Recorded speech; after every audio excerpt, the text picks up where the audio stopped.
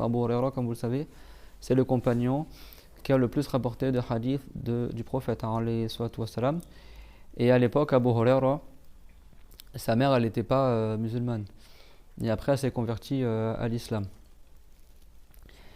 Et le prophète, alayhi salatu wassalam, Abu Huraira, il lui a demandé d'invoquer pour lui et sa mère. Et le prophète, il a invoqué pour eux deux que les croyants, ils aiment Abu Huraira et sa mère. Et donc Abu Huraira, il a dit, il n'y a pas quelqu'un qui entend parler de moi ou de ma mère sans qu'il m'aime. D'accord, Abu Huraira, c'est un compagnon qui a beaucoup de mérite, bien qu'il est resté uniquement à la fin de sa vie avec le prophète, alayhi salatu wassalam. Et c'était un compagnon qui se comportait en bien envers sa mère. D'accord. Il avait un bon comportement envers sa mère et c'est bien d'invoquer pour lui et sa mère. D'accord. Radiyallahu anhuma. Il y a un secret dans le fait d'invoquer pour Abu Huraira et sa mère. Et il y a beaucoup de hadiths rapportés de Abu Huraira et c'est un compagnon qui a beaucoup de mérite. Et même certains ils le critiquaient parce que justement il connaissait, enfin il rapportait plus de choses que les autres compagnons. Même les compagnons qui sont plus anciens comme Omar ou Bakr, ils ont rapporté moins de hadiths que Abu Huraira. Et Abu Huraira, lui, il rapportait beaucoup de hadiths du prophète alayhi salatu wassalam, parce que le prophète alayhi salam, il avait informé qu'il n'allait plus oublier de hadith Abu Huraira.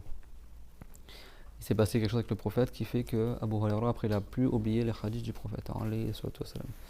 Et le fait que certains grands compagnons, ils n'ont pas rapporté de hadith autant que lui, ça ne veut pas dire qu'eux, ils ont oublié, ça veut dire que Abu Bakr al-Siddiq, tellement il avait la crainte de Allah et tellement il était méticuleux, qu'il n'a pas rapporté beaucoup de paroles du prophète, alayhi salatu wassalam.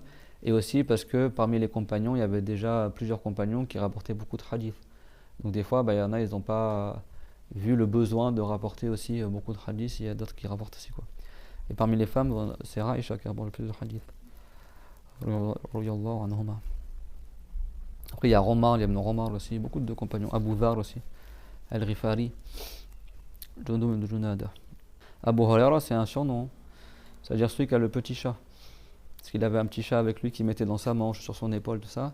Et donc le prophète, alayhi salatu wassalam, il l'appelait Abahir, entre guillemets, papa chat, celui qui a le petit chat. Mais il y a divergence sur son nom. La ville plus forte, comme il dit Nawawi, c'est qu'il s'appelait Abdurrahman, fils de Sakhar.